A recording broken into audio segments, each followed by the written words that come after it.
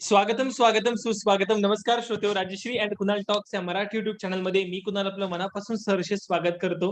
आपल्या गौरव कार्याचा गौरव व्यक्तिमत्वांचा हे विशेष मुलाखत सत्रामध्ये आपण अनेक दिग्गज मान्यवरांना आतापर्यंत आमच्या चॅनलवरती पाहिला असेल आणि खूप भरभरून प्रतिसाद आम्हाला त्या मुलाखतींसाठी मिळतो आहे आणि आम्ही तसेच दिग्गज मान्यवरांची निवड सुद्धा आम्ही आमच्या या मुलाखत सत्रासाठी करत आहोत. आणि आज सुद्धा आपण आपल्या ह्या चर्चासत्रासाठी किंवा ज्याला आपण मुलाखत सत्र म्हणूयात, ते याच्यामध्ये आपण तसेच दिग्गज मान्यवरांना आमंत्रित केलेलं आहे. आज आपल्या सोबत आहेत प्रसिद्ध मानसशास्त्रज्ञ, ज्याला आपण सायकॉलॉजिस्ट असं म्हणतो, डॉक्टर वैदेही जंजारे मॅडम. स्वागत आहे मॅडम आपलं राजश्री आणि कुणाल टॉक्स या मराठी युट्यूब चॅनलच्या गौरव कार्याचा गौरव व्यक्तिमत्वांचा या विशेष मुलाखत सत्रामध्ये. खऱ्या अर्थानं आपण प्रत्येक दिग्गज मान्यवरांचं कौतुक सुमनांनी त्यांचं सत्कार करत असतो, त्यांच्या कार्याचा गौरव करत असतो. तसंच मॅडम यांच्या सुद्धा कार्याचा गौरव आपण करणार आहोत आणि पुढे त्यांच्या कार्यासंदर्भात सुद्धा जाणून घेणार आहोत. खूप चांगलं म्हटलेलं आहे, की बस यही सोचकर तसल्ली कर ली मैंने आज, पिछले किसी एक कल से तो बेहतर होगा मेरा आज. आणि ह्याच विचारांनी एक बौद्धिक क्षमता ज्याला आपण म्हणत असतो किंवा ज्याला आपण माइंड सायकॉलॉजी किंवा पॉवर ऑफ द माइंड ज्याला आपण म्हणत असतो, त्याच विषयाशी निगडीत आपले सगळे प्रश्न असणार आहेत आणि तसेच काही व्यक्तिमत्व जे एक समर्पक उत्तर जे देऊ शकतील, अशाच व्यक्तिमत्वांना आज आपण या ठिकाणी बोलवलेलं आहेत. आणि त्याच्याच नंतर एक सुंदर असं मी सुद्धा लिहिलेलं होतं, की लोगों की सोच से चलोगे तो अपने आप को मतलब कोसोगे जिंदगी में. हे खूप छान म्हटलं होतं, की व्याख्यानामधले एक माझे कोट्स आहेत. और अपनी सोच से चलोगे तो फुलों के समान खिलोगे असं मी टेक्निक म्हटलेलं होतं. म्हणजेच बघा तुमच्या विचारांशी तुमचं किती खूप चांगलं रिलेशन असणं गरजेचं आहे. तुमचे विचार किती सकारात्मक आहेत याच्यावरतीच तुमचं संपूर्ण आयुष्य हे निर्भर असतं आणि त्याच दृष्टिकोनातनं आपण पुढचे जे काही प्रश्न आहेत तसंच आपण हे केलेलं आहे. पण त्यापूर्वी आपण आपले जे मान्यवर आहेत त्यांच्या संदर्भात आपण जाणून घेणार आहोत आणि त्यांच्या कार्यासंदर्भात सुद्धा आपण आज जाणून घेणार आहोत. आपल्यासोबत आहे डॉक्टर वैदेही जंजाले, जे सायकॉलॉजिस्ट आहेत. त्यांच्या संदर्भात त्यांचं शिक्षण काय ते सुद्धा आपण जाणून घेणार आहोत. त्यांनी एम.ए. बी.एड त्यानंतर डी-एड त्यानंतर काउन्सिलर म्हणून सुद्धा ते काम करत आहेत. Master training at Ministry of Skill Development of India, NLP master coach certified from ITA, study skill expert, memory master, CBT practitioner, electrical engineer, IICP Delhi gold medalist in counsellor field, parent students coach आणि एक लेखिका म्हणून सुद्धा ते आता कार्यरत आहेत. त्यांचे काही आपण जे सर्टिफाईड कोर्सेस आहेत किंवा कन्सल्टन्सी आहे त्या संदर्भात सुद्धा आपण जाणून घेऊया. भारत सरकार accredited certified consultant in naturopathy, herbal medicine, homeopathy, dietitian, diabetic diet, acupuncture, panchakarma, homeopathy. आणि विशेष म्हणजे जे मी सुरुवातीला सांगायला हवं होतं, मॅडम ह्या brilliant mind counselling and healing सेंटरच्या संस्थापक अध्यक्षा सुद्धा आहेत. आणि हे एक विशेष आणि त्याच माध्यमातून त्यांचं कार्य हे आपल्या सगळ्यांसमोर आज आपल्याला दिसतं आहे. आणि आपण जसं म्हणत असतो, की एखादी व्यक्तिमत्व असताना कार्य केलं, की त्याचं सगळ्याच स्तरावरनं त्याचं कौतुक आणि सत्कार देखील होत असतो. आणि त्याच पद्धतीने मॅडम यांना सुद्धा पुरस्कार मिळालेले आहेत. त्या पुरस्कारांचं काही पुरस्कारांचं मी वर्णन या ठिकाणी करणार आहे. महाराष्ट्र गुरु गौरव पुरस्कार 2018 ताईंना प्राप्त झालेला आहे. महाराष्ट्र गुरु गौरव पुरस्कार in the field of psychology, ज्याला आपण मानसशास्त्रज्ञ ह्या क्षेत्रातला एक नामांकित पुरस्कार म्हणतो, तो पुरस्कार देखील ताईंना प्राप्त झालेला आहे. ब्रिजभूमी फाउंडेशन तर्फे दिला जाणारा मोस्ट इन्फ्लुएन्शियल वुमन 2019 चा अवॉर्ड ताईंना प्राप्त झालेला आहे. आणि ताई मी पदवीधर अवॉर्ड साठी सुद्धा नॉमिनेट झाल्या होत्या in the field of health psychology मध्ये. आणि त्याचप्रमाणे ताईंचं नॉमिनेशन झालं होतं इन्फोसिस फाउंडेशन आरोहन अवॉर्ड साठी सुद्धा. नॉमिनेशन होणं ही सुद्धा खूप मोठी गोष्ट आहे, कारण त्या यादीमध्ये आपण असणं ही आपल्यासाठीच आणि आपल्या कार्यासाठी खूप मोठी पावती असते. यशवंतराव चव्हाण तर्फे दिला जाणारा युथ आयकॉन अवॉर्ड मुंबई हा देखील त्यांना प्राप्त झाला आहे. इंडियन एज्युकेटिव्ह इनोव्हेटिव्ह अवॉर्ड 2019 चा अवॉर्ड सुद्धा त्यांना प्राप्त झालेला आहे. ताईंना super woman global achievers award जो सिग्मा तर्फे दिला जातो, तो सुद्धा त्यांना प्राप्त झाला. यंदाच्या वर्षी 2021 मध्ये हा अवॉर्ड त्यांना प्राप्त झाला होता. आणि त्यांना mentor of the year 2021 by हमसेन ग्रुप तर्फे दिला जाणारा हा प्रतिष्ठित अवॉर्ड सुद्धा प्राप्त झालेला आहे. जो स्टॉक आणि यही हेल्थ सर. टॉक सारख्या ज्या विशेष प्लॅटफॉर्म्स आहेत त्याच्यावरती सुद्धा ताई स्पीकर राहिलेल्या आहेत. इम्पॅलिंग ट्रेनर ऑफ MCED, ज्याला आपण Maharashtra centre for entrepreneurship development मध्ये सुद्धा ताई काम करता आहेत. स्वागत आहे ताई आपलं आमच्या ह्या विशेष मुलाखत सत्रासाठी. आपलं खूप मोठं आम्ही या यू. ठिकाणी धन्यवाद. डिटेल समरी सगळी आम्ही या ठिकाणी सांगितली आणि आनंद आहे आपल्यासारखे व्यक्तिमत्व आमच्या चॅनलवरती आज आहेत आणि तुम्ही आम्हाला वेळ दिलात आमच्या या मुलाखत सत्रासाठी. माझा पहिला प्रश्न मुळात हा असेल की माइंडसेट बुद्धिमत्ता किंवा ज्याला आपण पॉझिटिव्ह अप्रोच म्हणत असतो किंवा ज्याला हेल्दी ब्रेन एक्सरसाइज आपण म्हणत असतो. तर खरंच ह्या गोष्टी तुमच्या यशावरती किंवा तुमच्या दैनंदिन जीवनावरती महत्त्वाच्या असतात का? किंवा मग ह्या गोष्टींचं तुमच्या दैनंदिन जीवनावरती अवलंबन असतो का? हा एक पहिला प्रश्न आणि त्याच्याच निगडीत एक प्रश्न आहे. आणि जर त्या ह्या सगळ्या ज्या गोष्टी मी जसा उल्लेख केला, की जसं माइंडसेट आहे, बुद्धिमत्ता आहे, तुमचं पॉझिटिव्ह अप्रोच आहे, तुमचे हेल्दी ब्रेन एक्सरसाइजेस आहेत. ह्या जर अवलंबन करत असतील किंवा जे डायरेक्टली इम्प्लिमेंटेबल असतील तुमच्या दैनंदिन जीवनामध्ये, तर ते कशा पद्धतीने? ह्या संदर्भात काय सांगाल? नमस्कार. सर्वप्रथम मी राजश्रीताई आणि कुणाल दोघांचेही आभार मानते की त्यांनी मला इन्व्हाइट केलं for such a great talk. So Kunal, तुझा प्रश्न खूप छान आहे की आपलं जे पॉझिटिव्ह ऍटिट्यूड आहे, आपलं ऍटिट्यूडच आपल्याला घडवतं. ते म्हणतात ना, एक म्हण आहे बघ, मनके हारे हार है, मनके जीते जीत. सो जर तुमचा ऍटिट्यूड टुवर्ड्स त्या कामासाठी फुल्ली फोकस्ड आणि पॉझिटिव्ह आहे, माइंडसेट जर तुमचा रेडी आहे, तर तुमचा तो सक्सेस 100% तुम्हाला मिळणार. जर तुम्ही विचार केला मी हे काम करू शकेल का, किंवा माझ्याकडून हे काम होईल का, सो तिथे तुम्ही क्वेश्चन मार्क येतो. सो तो क्वेश्चन मार्क अनकॉन्शियसली आपल्या ब्रेन मध्ये येतो आणि सेम आपली बॉडी प्रोग्राम होत असते. आणि त्याच अपोजिट जर आपण म्हटलं की हो मी हे करणारच, हे मी करू शकणारच, हे माझ्याच्याने होईलच, सो तिथे आपल्याला शाश्वती येते. आणि ती शाश्वती आपल्या ब्रेनमध्ये जे हार्मोन्स रिलीज होत असतात, ते हार्मोन्स आपली बॉडी प्रोग्राम करतात आणि आपल्याला चालना देतात. जसं शिवाजी महाराजांचं बेस्ट उदाहरण आहे. त्यांनी जर त्यावेळेस म्हटलं असतं माझ्याच्याने हे होईल का, तर आज आपण आपण जे आहोत ते नसतो, राईट. सो त्यांनी ते म्हटलं की आम्ही करणारच. सो तो स्ट्रॉंग माइंडसेट, तुमचं strong attitude, strong positive build करतो आणि त्याच्यातनं क्रिएट होतात तुम्हाला फेथ अँड होप. येस, मी हे करणारच. आणि जिथे फेथ क्रिएट होतं तिथे तुमच्यामध्ये एक एनर्जी जी बिल्डअप होत असते, ते तुम्हाला स्टँड करते तुमचं काम करण्यासाठी आणि सक्सेस मिळवण्यासाठी. कुठलंही काम इम्पॉसिबल नाहीये. Impossible itself I am possible, right. नक्कीच. एक फार महत्त्वाच्या गोष्टी ताईंनी या ठिकाणी सांगितलेल्या आहेत, की ह्या जे पॉझिटिव्ह माइंडसेट आहे किंवा तुमचा पॉझिटिव्ह अप्रोच प्रत्येक गोष्टीकडे बघण्याचा दृष्टिकोन आपण म्हणत असतो, तो खूप महत्त्वाचा याच्यामध्ये ठरतो. आणि तसंच जर म्हणजे आपण म्हणतो, की ह्या सगळ्या गोष्टी तर ऐकण्यासाठी खूप चांगल्या वाटतात. पण त्यांचं इम्प्लिमेंटेशन कशा पद्धतीने आपण आपल्या दैनंदिन जीवनामध्ये करू शकतो, या संदर्भात तर आपण ताईंकडनं मार्गदर्शन घेणारच आहोत. मॅडम आपल्या सोबतच आहेत. बट आपण प्रत्येक मुलाखत सत्रामध्ये काही पुस्तकांचं आपण रेकमेंडेशन करत असतो. कारण माझं अवांतर पुस्तकांचं वाचन असतं, त्यामुळे मी नेहमीच पुस्तक प्रेमी आहे आणि त्यामुळे मी काही पुस्तक सजेस्ट नक्की या ठिकाणी करेल, की आजच्या विषयाशी निगडीत हे पुस्तक आहे. पहिलं पुस्तक जे अनेकांनी वाचलं असतं, ते म्हणजे आहे the power of the subconscious mind. हे पुस्तक खूप सुंदर आहे. तुम्ही एकदा नक्की ह्या पुस्तकाचं वाचन पूर्ण पद्धतीने करा. या पुस्तकामध्ये मुळात डॉक्टर तुम्ही चांगल्या पद्धतीने सांगू शकाल, की जोसेफ मर्फी यांनी या पुस्तकामध्ये त्याच पद्धतीने सांगितलेलं आहे, की तुमचं सबकॉन्शियस माइंड कशा पद्धतीने काम करतं. तर मी त्याच माध्यमातून प्रश्न विचारेल, की कॉन्शियस माइंड आणि सबकॉन्शियस माइंड याच्यातला मुळात फरक काय? आणि किती ताकद आहे सबकॉन्शियस माइंड याच्यामध्ये? काय सांगाल? सबकॉन्शियस माइंड, आपण ज्याला अवचेतन मन म्हणतो, बरोबर. आपलं सबकॉन्शियस माइंड हे 24 आवर्स वर्किंग मध्ये आहे. Always listening whatever thought you are creating. म्हणजे तुम्ही जे काय थॉट क्रिएट करता तुमच्या माइंड मधनं, तुमचं सबकॉन्शियस माइंड ते इमिडिएटली ग्रास्प करत असतो. म्हणजे जर तुम्ही म्हटलं की मला उठायचं आहे आणि मला काम करायचं आहे किंवा मला एखादी कृती करायची आहे, तुमचं सबकॉन्शियस माइंड त्याच्यामध्ये वायरिंग सुरू होऊन जातं तुमच्या ब्रेनचं. सो तुमचे फिल्टर्स, न्यूरोलॉजिकल फिल्टर्स जे क्रिएट होतात, that create by your subconscious mind. Conscious mind म्हणजे जागृत माइंड. लाईक आता मी जागी आहे तर I am in my conscious, right. आपण म्हणतो की त्याला भोवळ आली, तो अचानक अनकॉन्शियस झाला. त्याचा अर्थ, अनकॉन्शियसचा अर्थ बेशुद्ध असा नाही होत.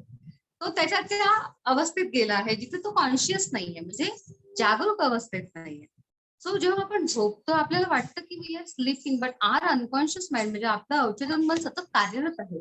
तुमचे विचार म्हणून म्हणतात ना, झोपताना तुम्ही छान विचार करून झोपा. असं का म्हणतात? किंवा इट्स अ फॅक्ट की झोपताना तुम्ही जर काही छान थॉट क्रिएट केले, काही अफर्मेशन सेट केले स्वतःसाठी आणि ते सेट केलेले अफर्मेशन जर तुम्ही बोलून झोपलात, तर तुमचं अनकॉन्शियस माइंड ते रात्रभरात रिवायर करतं. आणि सकाळचा पहिला थॉट कोणाला आठवत असेल की सकाळी उठल्या उठल्या जर आपण एखादं गाणं ऐकलं, मग भलेही ते गाणं आपल्याला आवडत असो किंवा न आवडत असो, आपण नकळत अनकॉन्शियसली दिवसभर ते गाणं गुणगुणतो. असं बरेचदा बऱ्याच जणांसोबत होतं. म्हणजे सकाळी जर तुम्ही स्वच्छ भारत का इरादा हे गाणं जर ऐकलं तुमच्या इथनं गाडी जात असताना, आता सगळीकडे तेच सुरू आहे, राईट? सो तुम्ही अनकॉन्शियसली दिवसभर ते गाणं गुणगुणता. असं होतं. ते का होतं? कारण आपलं रिइम्प्रिंट होत असतं. सकाळी आपण जे आपल्या अनकॉन्शियसला देतो, दॅट रिइम्प्रिंट ऑन अवर ब्रेन आणि दिवसभर मग जर ते गाणं आपण गुणगुणतो, तर मग एखादा थॉट जर आपण दिला, की येस आजचा दिवस माझा खूप छान आहे. आज दिवस माझा आहे. मला जे हवंय ते मला मिळणार आहे. I am very positive, I am very strong. तर हे गाणं जर आपण गुणगुणलं, तर त्या सबकॉन्शियस, अनकॉन्शियस माइंडवर किती छान रिइम्प्रिंट होईल. म्हणजे प्रिंट होतं आपल्या ब्रेनमध्ये. So this is the basic difference of subconscious and conscious. Consciousness आणि आणि सबकॉन्शियसनेस पुस्तकांचा तो वरती उल्लेख खूप केला मोठ्या आहे. प्रमाणावरती बोललं सुद्धा जातं. ताई मी Yes, तुमच्याकडे येईलच. इतकं डीप पण आहे हे एक नॉलेज. बोला, बोला, बोला मॅडम. हे हे कॉन्शियस सबकॉन्शियस इतकं डीप आहे की आपण 4-4 तासही त्याच्यावर बोलू शकतो विथ छान केस स्टडीज. पण बेसिक आता नक्कीच. तो पुस्तकांचा विषय काढला तर मी जेफ किलर यांचं दृष्टिकोन एक पुस्तक आहे दृष्टिकोन म्हणून परसेप्शन्स. सो प्रत्येक माणसाने ते पुस्तक वाचावं. इतकं छान रिलेटेड पुस्तक आहे ते आपल्या डे टू डे लाईफ मध्ये. सो हे पुस्तक प्रत्येकाने वाचावं. नक्कीच. जसं ताईंनी या ठिकाणी उल्लेख केला, की रात्री झोपताना तुम्ही काही चांगले विचार करून नक्कीच जर तुम्ही हे केलंत, तर नक्कीच त्याचा एक येस, चांगला सकारात्मक परिणाम तुमच्या याच्यावरती होतो. पण बऱ्याचशा जणांचा 100%. असा एक प्रश्न असतो आता जवळ-जवळ 80 पेक्षा जास्त व्हिडिओज टाकल्यानंतर एक त्याच्यातनं अनुभव आला, की सकाळी उठण्याची जी काही सवय आहे, बऱ्याचशा जणांना असं वाटतं, की मी सकाळी लवकर उठावं, बट ते बऱ्याचशा जणांना शक्य होत नाही. मग अशा व्यक्तींसाठी आज दुसरं पुस्तकाचं रेकमेंडेशन असेल रॉबिन शर्मा यांनी लिहिलेलं 5 AM क्लब हे पुस्तक खूप 5 सुंदर AM आहे. क्लब. तुम्ही या पुस्तकाचं वाचन नक्कीच या ठिकाणी करू शकता. तर या पुस्तकाचं मराठी जी आवृत्ती आहे ती माझ्याकडे आता आहे. याच्यामध्ये पहिलं कोट जे लिहिलं आहे, की "पहाटेला आपलेसे करण्यातून संपूर्ण जीवन उन्नत व समृद्ध होते." असं कोट आहे. नक्कीच काही ना काही या पुस्तकाच्या आतमध्ये सुद्धा तुम्हाला ते कंटेंट्स मिळतील. मी ह्या पुस्तकांवरती डिटेल व्हिडिओ सुद्धा आपल्याला देणार आहे आणि कशा पद्धतीने या पुस्तकात माहिती दिली आहे हे सुद्धा मी या ठिकाणी सांगणार आहे. मी पुन्हा एकदा मॅडम यांच्याकडे येणार आहे, की मेंटल ब्लॉक्स असतात बऱ्याचशा वेळेस, की एखादी व्यक्तीने एक ठरवून घेतो, की मी हे करूच शकत नाही. म्हणजेच जर अगदी व्यक्तीने ठरवलं, तर अगदी छोटासा जो ज्याला आपण म्हणतो, की दगड आहे, तर तो सुद्धा जर त्याने ठरवलं म्हणजे आपल्या सबकॉन्शियस माइंडमध्ये, तर तोही तो उचलू शकत नाही. आणि जर ठरवलं तर जड मधला जड दगड सुद्धा तो व्यक्ती ठरवल्यानंतर उचलू शकतो. तर हा जो येस. मेंटल ब्लॉक ज्याला आपण म्हणतो, की जिथं ट्रॅफिक झालेली आहे, तर ही ट्रॅफिक काढण्यामध्ये, हे मेंटल ब्लॉक्स काढण्यामध्ये कशा पद्धतीने सायकॉलॉजीमध्ये उत्तर आहेत? आपण कशा पद्धतीने पेशंट्सला ट्रीट करतात? काय सांगाल? माझ्या केस स्टडी मधलं एक उदाहरण सांगते मी तुला, की तो मुलगा अत्यंत छान होता अकॅडमिक्समध्ये आणि त्याच्यानंतर तो खूप बॅक आला. आणि तो माझ्याकडे आला तेव्हा अत्यंत डिप्रेशनमध्ये गेलेला मुलगा होता आणि he is like to suicide. जेव्हा आपण त्याला थेरपीसाठी स्टार्ट केलं, तेव्हा त्याला एकच प्रश्न विचारण्यात आला होता, की "तुला तुझ्या लाईफकडून काय हवंय?" तो ही सेड, की "मला माझं लाईफ एंड करायचं आहे." सो तिथे त्याला ते ट्रिगर झालं होतं, की बस मला माझ्याकडून काहीही होत नाही. मला आता माझं लाईफ एंड करायचंय. त्याला मी एक स्टोरी सांगितली. एक साधू आणि मुलाची स्टोरी मी नेहमी प्रत्येक माझ्या सेशन्समध्ये असते ती, की तो साधू तो मुलगा साधूसोबत ट्रिक खेळतो, की आता एक साधू छान ध्यानाला बसलेले असतात आणि तो मुलगा म्हणतो, की मी आता ह्यांच्यासोबत ट्रिक खेळतो, की माझ्या हातामध्ये जे पक्षी आहे, तो पक्षी मी लपवतो आणि यांना विचारतो साधूंना, आता हे तर साधू आहे, यांनी तर मला खरं सांगायला पाहिजे आणि यांना खोटं ठरवायसाठी त्यांनी जर म्हटलं, की पक्षी जिवंत आहे, तर मी त्याला मारून टाकणार आणि तो जातो, की साधू माझ्या हातात जे आहे ते जिवंत आहे की गेलंय? साधू तर साधू आहेत, ध्यानमग्न असते, तर त्यांना कळतं की हा मुलगा छोटासा माझ्यासोबत मस्ती करतो आहे. तर ते एकच छान वाक्य बोलतात की बेटा, तुझ्या प्रश्नाचं उत्तर हे तुझ्याच हातात आहे. सो आय विल रिपीट दिस की answer of your question is in your hand. तर मग कुठलीही स्टेट, आता समजा स्टेट ऑफ माइंड तुमचं पॉझिटिव्ह आहे तर तुम्हाला सगळ्या रिसोर्सफुल गोष्टी मिळणार. पण सेम अपोजिट जर तुम्ही निगेटिव्ह आहात तर तुम्ही प्रत्येक गोष्ट तुम्हाला निगेटिव्ह मिळत जाते, right? So state state of mind is very plays very important role in this case. तो मग जो मुलगा माझ्याकडे आला होता त्याला जेव्हा ही स्टोरी सांगितली तेव्हा तो 10 मिनिटं एकदम शांत झाला, लिटरली शांत झाला. अँड देन ही स्पोक की येस मॅम, माझं उत्तर खरंच माझ्या हातात आहे. नाव इथे त्याला ते ट्रिगर मिळालं. सो हे ट्रिगर्स खूप गरजेचे असतात. सो आपल्याकडे जेव्हा क्लायंट येतो किंवा कोणी पण, मला दिवसभर रात्रभर कॉल सुरू असतात, तर त्यावेळेस आपल्याला एक ते ट्रिगर, ते अँकर होणं खूप गरजेचं असतं. Self that is inside. कारण तुम्ही समजवणार, घरामध्ये आपल्याला सगळेजण समजवणारेच मिळतात, मग ते का त्यांना क्लिक होत नाही, बरोबर? तर हे ट्रिगर, हे अँकर हे खूप गरजेचे असतात तुम्हाला सवय लावण्यासाठी. कन्सिस्टंट एफर्ट्स तुमचे पाहिजे with positive attitude, positive approach. So तेव्हाच तुमचा तो सक्सेसचा जो ब्रिज आहे ना, तो बिल्ड होत जातो. आणि affirmation exercise works a lot. की तुम्ही म्हणता ना की सकाळी मला उठता येत नाही किंवा मी उठूच शकत नाही, हे उठूच शकत नाही हे इम्प्रिंट झालं इथे. तो ब्रेननी त्याच्यामधले फिल्टर क्रिएट केले आणि ते तुमची बॉडी प्रोग्राम झाली की मी बाबा रे, मी उठूच शकत नाही, मी करूच शकत नाही, माझ्याच्यानी होतच नाही.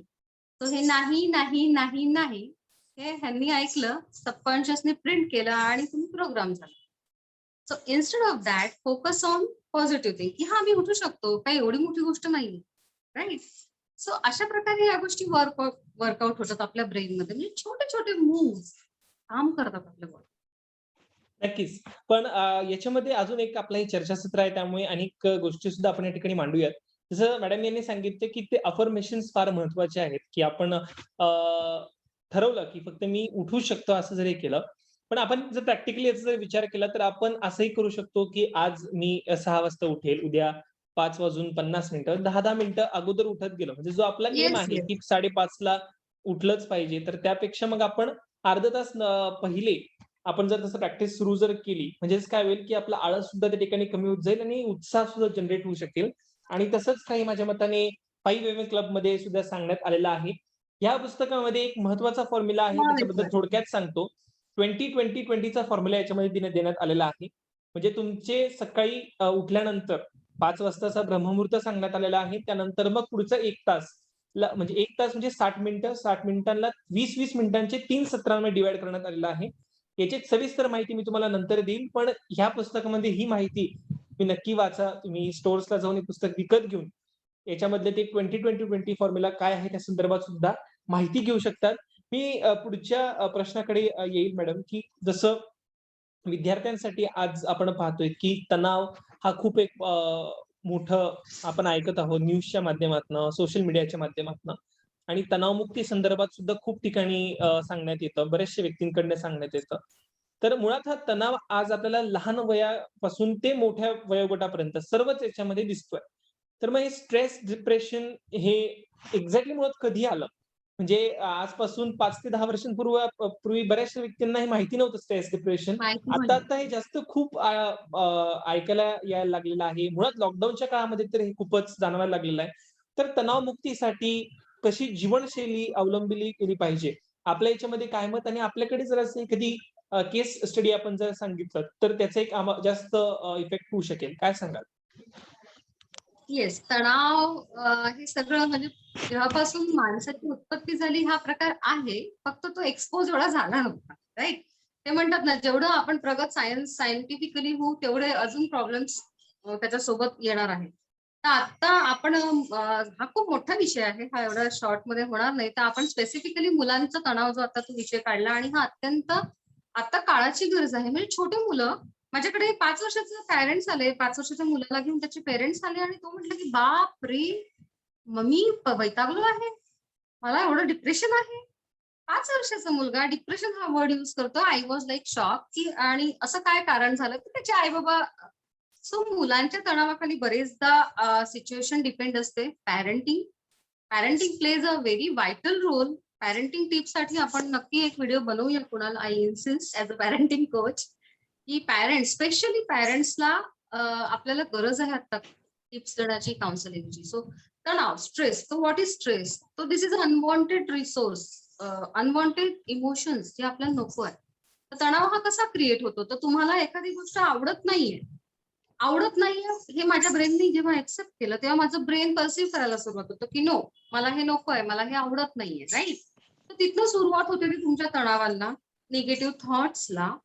आणि निगेटिव्ह थॉट्स तुम्हाला निगेटिव्हिटीकडे घेऊन जाते. दॅट इज तणाव. Depression is the second stage of stress. Depression मध्ये माणूस तेव्हा जातो जेव्हा तुमचं ब्रेन थकत जातं. एकच एक थॉट, निगेटिव्ह थॉट जेव्हा कंटिन्यू तुम्ही अँझायटी क्रिएट करत असता, तेव्हा तुमचं माइंड डिप्रेशन मध्ये जातं. एक स्टेजला तुमचं माइंड थकतं. ते सेड की no, I don't want any thoughts now. So ती जी स्टेज असते त्यावेळेस तुम्ही नक्कीच एक्सपर्ट्स कडे जा. जरूर तुम्ही कोणाशी तरी बोला, व्यक्त व्हा, मुक्त व्हा. तुमच्या भावनांचे रिमोट तुम्ही दुसऱ्यांच्या हातात देऊ नका, की यांनी असं म्हटलं म्हणून मी डाऊन झालो, किंवा माझी मैत्रीण माझ्याशी छान बोलत नाही, वागत नाही माझ्या घरातले. सो या केसेस मध्ये जे होतं ते तुम्ही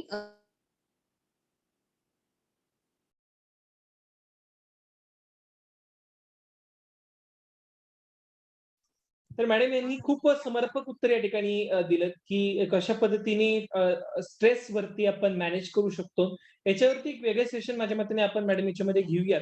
आपण याच्यामध्ये हो, हो. खूपच स्ट्रेस महत्वाचा हा विषय आहे. तुला मी 2 मिनिटं थांबवेल इथे, की स्ट्रेस हा विषय इतका मोठा आहे. आपण त्याचे सिम्प्टम, कारण आणि उपाय. उपाय म्हणजे डायरेक्ट टेक्निक आपण घेऊया. म्हणजे तो खूप मोठा विषय आहे. मी खूप शॉर्ट सांगितलं. पण त्याच्यातनं बाहेर येण्यासाठी जर तुम्ही ठरवलं, तर तुम्ही नक्कीच येऊ शकता.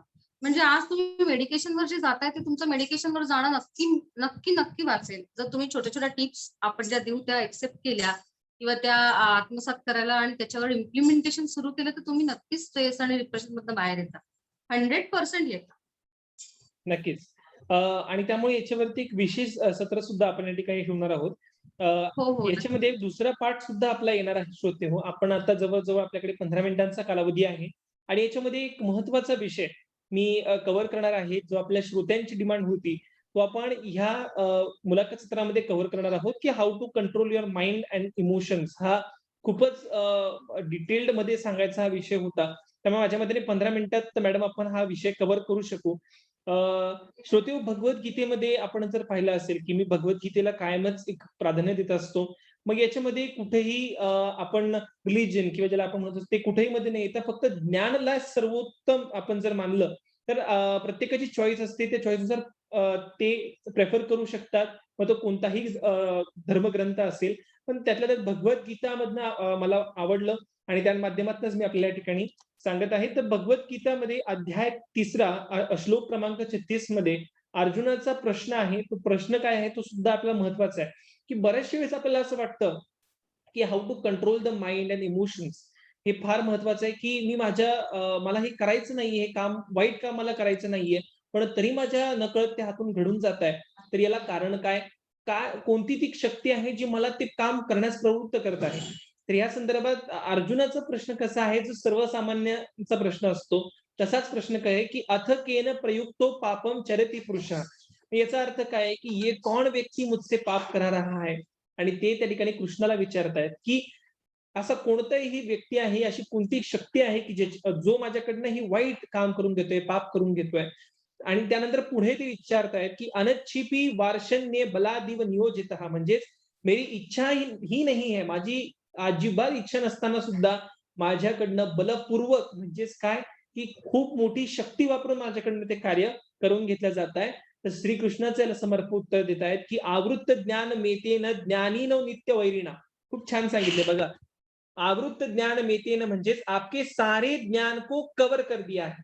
माझ्या मताने डॉक्टर तुम्ही याच्याशी अतिशय सहमत असाल, की एखादी व्यक्ती ज्यावेळेस तुमच्याकडे पेशंट म्हणून येते, तर आपल्याला असं असतं, की त्याला विचार करण्याची क्षमता तो एकदम त्याची खालावलेली असते किंवा खूप वीक झालेली असते आणि त्यामुळेच मग खूप स्ट्रेस त्याच्यावरती येत असतं आणि ज्याला आपण मानसिक असंतुलन म्हणतो, ते त्या ठिकाणी थोडंसं जाणवत असतं.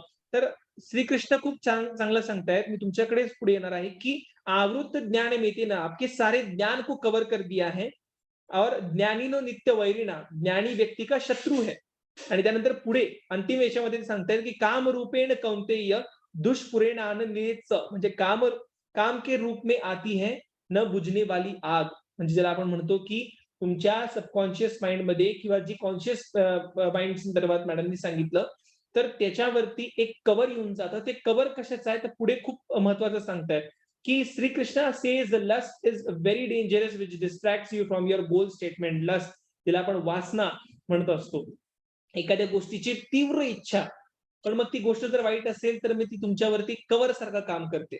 म्हणजे जर दारूसारखं व्यसन जर असेल, तर तुमच्या पूर्ण विचार क्षमतेला ती झाकून टाकते आणि तुमची जी मूळ विचार करण्याची शक्ती आहे, ती तुम्ही पूर्ण त्या ठिकाणी विसरून बसता. तर डॉक्टर याच्यावरती विश्लेषणात्मक एनालिसिस तुम्ही काय सांगाल? कशा पद्धतीने तुम्ही याला इलॅबोरेट कराल? काय सांगाल? वासना ही जर चांगली आहे, जर मला वाचनाची वासना आहे, तर त्याच्यातनं मला चांगलंच मिळणार आहे. आणि वासना हा विषय ॲक्चुअली खूप डीप आहे. माझ्याकडे आता खूप केसेस आहेत ज्या लिटरली वेगवेगळ्या गोष्टींची त्यांना वासना. वासना हा विषय सांगताना मला नक्कीच एक केस डिस्कस करायला आवडेल, की तो छोटासा मुलगा 10th स्टँडर्डचा मुलगा, त्याला आता जसं ॲडिक्शन वास्तव म्हणजे ॲडिक्शन कुठल्याही गोष्टीचं प्रमाणापेक्षा जास्त यूज दॅट इज ॲडिक्शन किंवा क्रेव्हिंग ज्याला म्हणतो, की हे मला हवंच आहे, हे मला करायचंच आहे. तर त्या 10th स्टँडर्डच्या मुलाला आता ते 10th म्हणजे पण खूप मोठा झाला. माझ्याकडे अशा पण केसेस आहेत ज्या 6वी-7वी पासून आपण आता वासना हा विषय निघाला तर आपण मोबाईल वासना घेऊया, जी आता मोबाईलची वासना. सो पेन आणि प्लेजर आपलं ब्रेन पेन आणि प्लेजर या 2 गोष्टींमध्ये काम करत असतं. सो मोबाईल घेऊन त्या मुलांना काय मिळतं तर त्यांच्या ब्रेनला पेन मिळत असतं. त्यांच्या ब्रेनला किक मिळते पेनची प्लेजरची. वॉव! मस्त वॉव! ते वॉव फीलिंग जे आहे, राइट? ते व्हिडिओ बघताना, ते गेम्स खेळताना ते वॉव फीलिंग ते जे क्रिएट करतं hormone that dopamine create high level. त्यांना कळत पण नाही, की आपण ॲडिक्ट झालेलो आहोत. So this is pleasure part. मग व्हॉट इज पेन पार्ट? तर पेन पार्ट म्हणजे जेव्हा त्यांचे पेरेंट्स सांगतात, की आता फोन घेऊ नका किंवा फोनचे टायमिंग्स देतात. So that is pain part. तर पेन आणि प्लेजरमध्ये जेव्हा खेळत असतात तेव्हा थेरपी त्यांना स्पेशली आपल्याला द्यावी लागते. सो हे जे क्रेव्हिंग होतं मग वासना मग ती कुठलीही वासना असते. प्रमाणापेक्षा जास्त जर ते थॉट्स आले तुमच्या ब्रेनवर तर ती तुम्हाला वासनांध बनवते कुठल्याही गोष्टीचं. तर ती वासना मी म्हणेल ती पॉझिटिव्ह असावी, ती वाचनाची असावी, हॉबी क्रिएट करण्याची असावी, हॉबी छंद जोपासण्याची असावी, मेडिटेशनची असावी.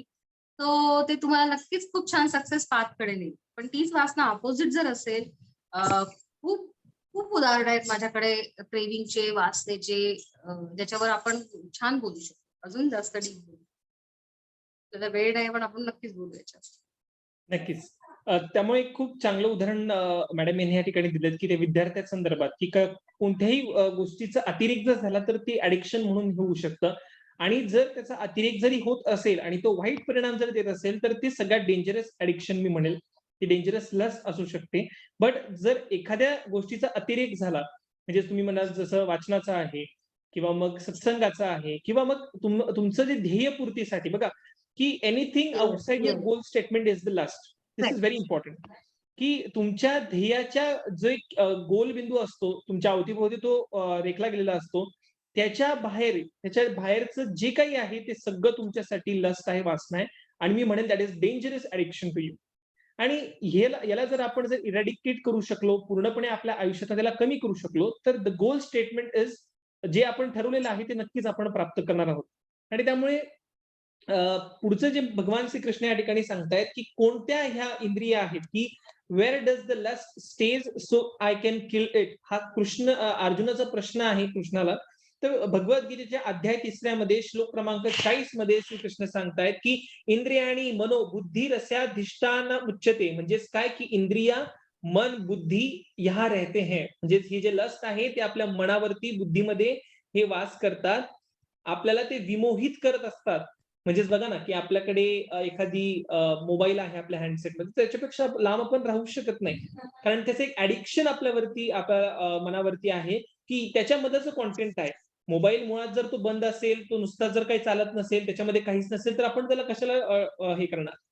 पण जर त्याच्यामधलं असणारं जे कंटेंट आहे, मग गेम्स झाले, मग YouTubeवरचा तुमचा कंटेंट झाला, जो मनोरंजनात्मक आहे, एंटरटेनमेंट त्याच्यामध्ये मिळतंय. मग सातत्याने त्याच्यापाशी असणारी ओढ, ही आपल्याला लस्ट म्हणजेच डेंजरस ॲडिक्शनकडे घेऊन जाते, व्हिच टेक्स आपल्याला त्याच्यापासून आपल्या गोल सेटमेंट पासून ती आपल्याला लांब घेऊन जात असते, याचा एक मुळात अर्थ. आणि मग सगळ्यात शेवटी आपल्याकडे वेळ फार कमी आहे, पण मी आता वाइंड अप करेल, की सगळ्यात शेवटी मग कृष्ण या ठिकाणी उत्तर देत आहेत, की कशा पद्धतीने याला कंट्रोल करायचं. तर भगवद्गीतेतल्या अध्याय 3 श्लोक क्रमांक 41 मध्ये भगवान या ठिकाणी उत्तर देत आहेत, की पहिले इंद्रियों से सुरुवात करें. आपले जे पंच इंद्रिय आहेत, तुमचे डोळे आहेत, तुमचे हात आहेत, त्याचप्रमाणे तुमचं जे 5 इंद्रियांचा उल्लेख करण्यात आलेला आहे, त्यांच्यावरती नियंत्रण करणं महत्वाचं आहे. आता बघा पुढे याच्यामध्ये सुद्धा खूप चांगलं सांगितलेलं आहे, की श्रील प्रभुपादा माझ्या मताने तुम्ही या वाक्याशी खूप सहमत असाल डॉक्टर, की श्रील प्रभुपादा म्हणतात, की "जब मैं पानी पीता हूँ, तब मैं सिर्फ पानी ही पीता हूँ." किती सुंदर सांगितलंय बघा. एक्झॅक्टली, म्हणजे एखादी गोष्ट तुम्ही एक्झॅक्टली. करत असतानाच मी आता पुस्तक माझ्या हातात आहे, मी त्याचं वाचन करतोय. तर ते पुस्तकाचं वाचन करत असतानाच बाकीचे थॉट्स तुमच्या मनामध्ये आलेच नाही पाहिजे, की आय हॅव सम मीटिंग पूर्णपणे विसरा, की मला एखादा दुसरा अभ्यास करायचा आहे पूर्णपणे विसरा, मला जेवण करायचंय पूर्णपणे विसरा. तुम्ही एखादी काम जर करत असाल, तर तेच काम त्या ठिकाणी करा. जेवत असाल तर दुसरं काही करू नका. सगळ्यात एक स्टँडर्ड पद्धत आहे किंवा ज्याला एक आपण इन्स्पिरेशनल म्हणू शकतो किंवा आदर्श जीवनशैलीचा एक भाग म्हणू शकतो, की जेवण करत असतानाच तुम्ही एकांतात मध्ये जेवण न बोलता, न टीव्ही पाहता, समोर काही नसता, हे सगळं जर तुम्ही पद्धतीने केलं, तर नक्कीच तुमच्या माइंडवरती त्याचा एक चांगला इफेक्ट होऊ शकेल. डॉक्टर मी तुमच्याकडे येईल, की याच्यामध्ये तुम्ही काय ॲड कराल, की कशा पद्धतीने आपण ही आदर्श जीवनशैली जी आहे, याच्यामध्ये आपण पुढच्या भागामध्ये बोलूयात. पण हे करत असतानाच कशा पद्धतीने जीवनशैली असली गेली पाहिजे, काय सांगाल? मी खूप मोठी फॉलोवर आहे आयुर्वेदाची. आयुर्वेद आणि गीता हे आपल्या लाईफचे नक्कीच मॅन्युअल्स आहेत. म्हणजे आयुष्य कसं असावं हे आयुर्वेदाने ठरवावं, आयुर्वेदाने सांगावं आणि आयुर्वेद फॉलो करावा. की सकाळी उठल्यापासून रात्रीपर्यंत तुम्ही जे थॉट प्रोसेस क्रिएट पहिला थॉट, फर्स्ट थॉट की मैं सर्वश्रेष्ठ हूँ, मैं बेस्ट हूँ, I am the best person. So that is the brain brain thought. ब्रेनचं फूड येते. सगळ्यात पहिलं फूड तुम्हाला उठल्याबरोबर तुमच्या ब्रेनला द्यायचंय. त्याच्यानंतर तुमचं रुटीन तुमचं फ्रेशअप होणं आणि त्याच्यानंतर तुम्ही ऍटलीस्ट 10 मिनिट स्वतःच्या मेडिटेशनला द्या. जसं तू म्हणालास की करताना एकच काम करा. Agree 100% agree. तुमचं ब्रेन जी एनर्जी क्रिएट करताय किंवा तुमचा ओरा जी एनर्जी क्रिएट करताय ती एनर्जी एका कामात फोकस करा. मल्टीटास्किंग करताना मल्टीटास्किंग आता तर नीड आहे. आताच्या इराची ती नीड आहे. म्हणजे एक at a time you can do only one thing. But at least जेव्हा पॉइंट कम्स टू यू म्हणजे ऍज अ पर्सन तेव्हा तुम्ही फोकस्ड असावं. मी उठलो आहे आता. मी पहिले काय करणार तर मोबाईल घेणार. नो.